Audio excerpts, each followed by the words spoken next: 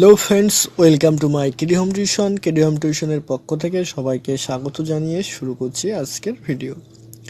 দেখো, আজ আমরা প্রথম পর্যায়ক্রমিক মূল্যায়ন কোশ্চেন পেপার 2024 ক্লাস সপ্তম শ্রেণী, বিষয় পরিবেশ ও বিজ্ঞান। সময় থাকে 30 মিনিট, তোমাদের 15 নম্বরের এক্সাম হয় এবং আজকের সেট হচ্ছে সেট 1,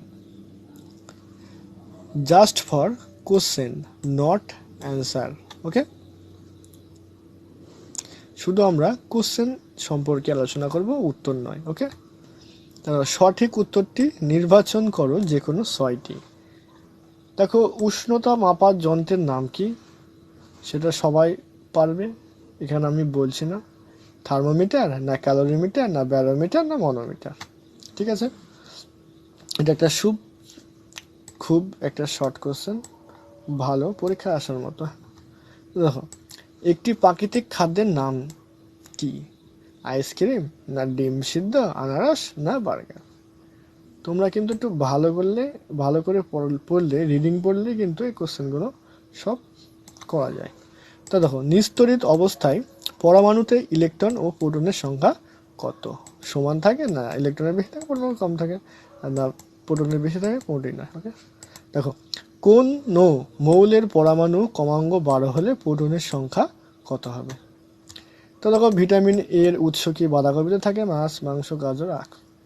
কোনটায় থাকে?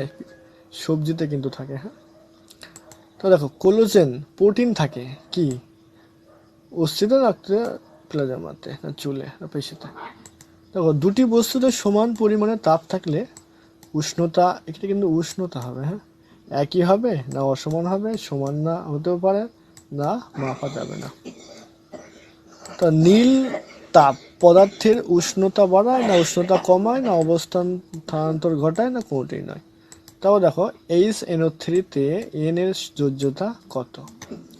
দুইটা দেখো, নিম্নলিখিত প্রশ্নগুলির উত্তর দাও। দেখো, একটা শূন্যস্থান পূরণ করো, 1 ক্যালোরি সমান কত জুল?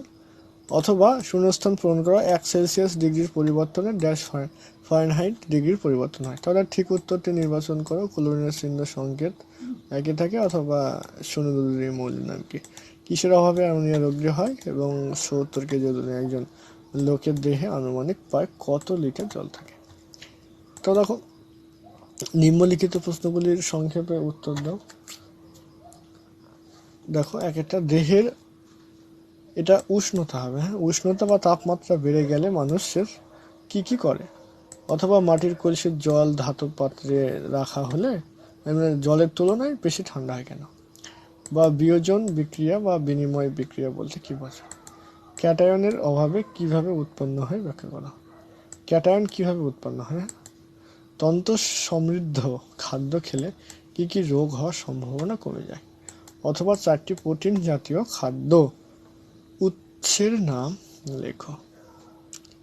এই ছিল আমাদের আজকের পরিবেশ ও বিজ্ঞানের ফার্স্ট কোশ্চেন পেপার। কোশ্চেন পেপারটি কেমন হলো তোমরা একটু কমেন্ট করে জানাও, এবং এইরকম সেট পেতে আমাদের চ্যানেলটিকে সাবস্ক্রাইব করো এবং তোমাদের বন্ধুদের কাছে একটু বেশি করে শেয়ার করো। আজকের ভিডিও আমরা এখানে শেষ করছি।